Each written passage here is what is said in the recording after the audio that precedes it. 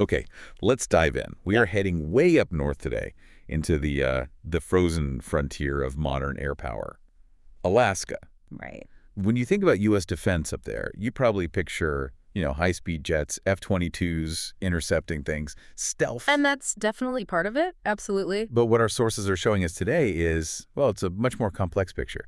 It's where this really high-end tech smashes right into the brutal reality of the environment. Yeah, and sometimes just basic, simple human error, too. Exactly. It's fascinating, actually. We've got these two incidents in Alaska, seemingly totally separate, but they really highlight the tension. Okay, what are they? Well, first, you have this really fast, decisive military response to an unknown object flying around in 2023. Bang. Done. Right. Yeah. Then fast forward a bit, and you have this incredibly slow, almost agonizing technical failure of a super expensive F-35 near Alaskan Air Force Base in 2025. Nearly $200 million gone. Wow. Okay, so our mission for you today is to really unpack the sources on both of these. The 2023 high-altitude object shootdown and that F-35 crash. Yeah, we want to see how this constant need for vigilance, these deep logistical problems, and some seriously complex software all kind of tangle together up there in the Arctic. And the sources we have are pretty varied, right? They really are. We've got high-level summaries about NORAD's response to the objects, the official line. Mm-hmm.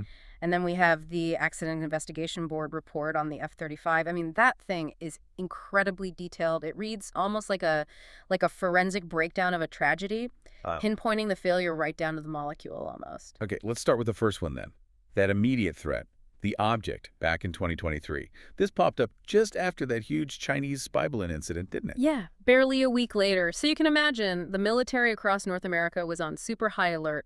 A real hair-trigger situation. But this object was different from the Chinese balloon. Oh, completely different. That Chinese balloon was massive, remember, and flying way up high, like 60,000 feet. Yeah. This Alaska object, the reports say it was much, much smaller, maybe the size of the small car, and critically flying way lower, around 40,000 feet. 40,000 feet. Yeah. Okay, that's where jetliners fly. Exactly. That's not some stratospheric research thing. That's smack in the middle of civilian airspace. So forget geopolitics for a second. That alone makes it a serious safety risk. You just can't have stuff floating around up there. Precisely. The description was cylindrical, kind of silverish, no crew, and just drifting.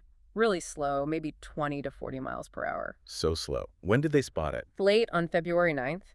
And Northern Command, NORAD, they scrambled assets pretty much immediately to get eyes on it. And they brought out the big guns, I assume. Oh, yeah. An E-3 Sentry, that's the AWACS plane with the big radar dome, F-35s from Alaskan, and importantly, F-22 Raptors from JB Air Joint Base Elmendorf-Richardson. The Raptors. Top-tier air superiority fighters. Yep. And once they got a visual ID, the call came down pretty fast from the top. President Biden ordered it shot down. He did. The official reason was out of an abundance of caution. An F-22 from JBER took the shot. Used an AIM-9X Sidewinder missile. And that hit. Clean hit. And here's a bit of trivia for you. That was actually only the second time an F-22 had ever scored an air-to-air kill. Oh, wow. Really underscores its role. Definitely. A perfect example of that vigilance, that rapid response capability textbook. Then came the Arctic reality check, right? The object goes down. Where? Over the frozen Beaufort Sea near Dead Horse, Alaska. It broke apart on impact. And finding the pieces. That's where it got tough, really tough. They sent in the Navy, Coast Guard, even the FBI for forensics. But the weather? Brutal. Extreme wind chills, blowing snow, hardly any daylight. They just couldn't locate the debris in those conditions. The search was called off about a week later, February 18th. So after all that, a successful intercept, a missile fired, a huge search effort. What was it? Well, because they never recovered it, the official conclusion was kind of a shrug.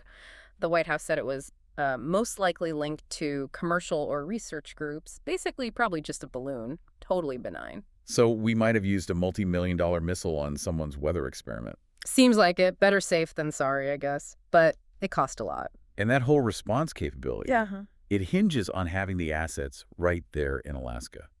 Which brings us to Alaskan Air Force Base. Exactly. Alaskan is ground zero for Arctic air power projection. It's way up there, only 110 miles south of the Arctic Circle. And they've poured resources into it. Massive investment. It's home to, 54 F-35s now? It's central to the Air Force's whole Arctic strategy, vigilance, power projection, working with allies. Putting that many advanced jets, fifth-gen fighters in one place in the Arctic sends a pretty strong signal. It does. But keeping them ready to fly means this constant battle against the environment, and that's where, the culture of maintenance and operations becomes just as critical as the fancy tech. I mean, the cold itself is just staggering. Sources talk about temperatures hitting -50 Fahrenheit. Minus Well, 50. yeah, just moving equipment around is a huge task. And we know the F-35 itself had known issues in extreme cold during testing, things like battery failure warnings popping up. The Arctic doesn't forgive mistakes. It really doesn't. And that cold factor, that unforgiving environment, leads us straight into the F-35 crash on January 28th, 2025. Okay, so set the scene. An F-35A worth almost $200 million. 196.5 million, yeah. Total loss. Gone. For the pilot. Pilot ejected, thankfully, survived, but got banged up. Pretty bad spinal compression fracture, neck trauma, serious injuries. And the cause wasn't enemy fire, wasn't some super complex engine failure. It was water. Basically, yeah. Frozen, contaminated water. It sounds almost unbelievable for such an advanced jet, but the Accident Investigation Board report is crystal clear. What did it find? It found that the hydraulic fluid, the stuff used in the landing gear struts, was massively contaminated. About 1/3 water, 30% water contamination. 30%. It should be zero. Absolutely zero. It's supposed to be pure hydraulic fluid. How on earth does hydraulic fluid get that contaminated? That seems like a huge failure somewhere else. Oh, it points directly to major problems in maintenance and how they handled hazardous materials, maybe even storage. We'll get back to that. Okay, but what happened mechanically on the day of the crash? Right, so the temperature that day wasn't even that extreme by Alaskan standards. It was only 1.4 degrees Fahrenheit, just above freezing. Cold enough, though. Cold enough to freeze that water inside the landing gear struts. Okay, so ice foams inside the struts. What does that do? It physically blocked the gear from working properly. The nose landing gear, the NLG, couldn't fully extend or retract. It got stuck, kind of tilted 17 degrees to the left. And the main gear? The main landing gear struts, the MLG, they couldn't fully extend either because of the ice blockage. They were sort of compressed slightly. A mechanical jam, basically. Low-tech problem. A very low-tech problem. But here's where it gets catastrophic because of the high-tech systems. This physical blockage tricked the plane's computer. No. The F-35 has sensors on the landing gear struts called weight-on-wheel sensors, or WOW sensors. They tell the flight computer if the plane is on the ground or flying. So the computer knows it's flying because the gear is fully extended, and knows it's on the ground when the gear is compressed by the plane's weight. Exactly. But because the ice was preventing those main gear struts from fully extending, even though the plane was airborne, Uh-oh. 3 out of the 5 WOW sensors sent the wrong signal. They reported weight on wheels. They told the computer, hey, we're on the ground. Oh, that is bad. What did the plane's brain, the flight control computer, do then? It believed the sensors. 3 out of 5 said on the ground. So the main flight control computer, they call it SLAW law. For control law, it automatically switched modes. It went into the on-ground flight control logic, OG claw. While the plane is still flying. While the plane is still very much flying. What does OG claw do? It's designed for taxiing, for ground handling. It gives you steering, braking input response.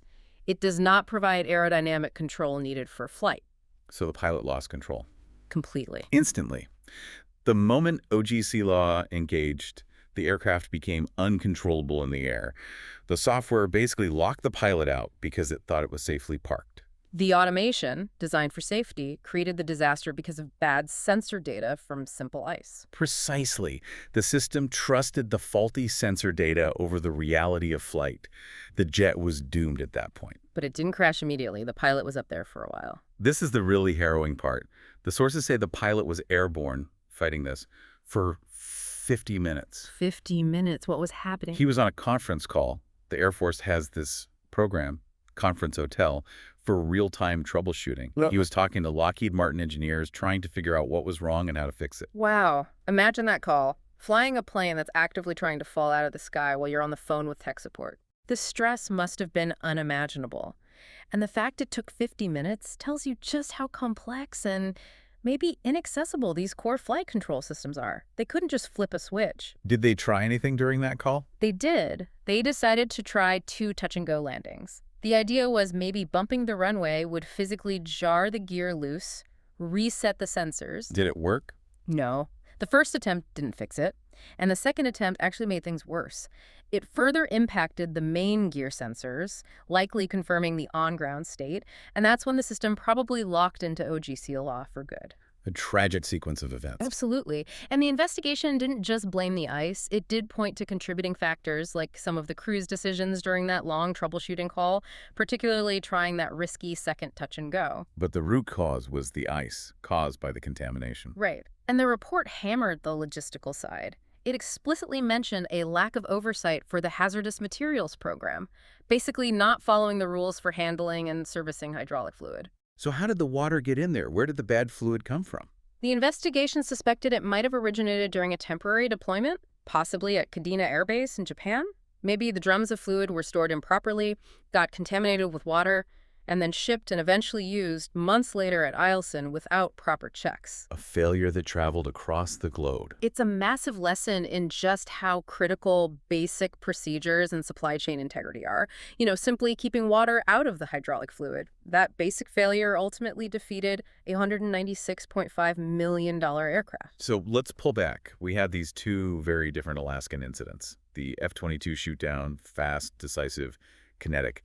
Then the F-35 crash, slow, technical, systemic failure. What's the big picture here? I think it shows the two faces of modern air power challenges in extreme environments.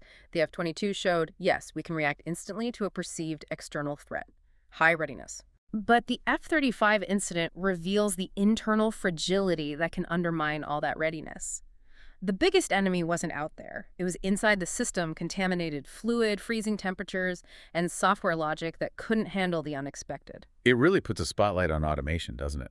The F-35 is supposed to be smart to help the pilot make safe decisions. It is, but here, the automation prioritized sensor data, which turned out to be wrong because of a simple physical problem, ice, and it overruled the human pilot who knew they were still flying. That's a fundamental conflict. It is. The control law, the CL law, became the danger because it couldn't recognize the novel situation. And chillingly, this specific failure mode wasn't entirely unknown. What do you mean? Just 9 days after this crash, another F-35 at Alaskan had a similar landing gear issue.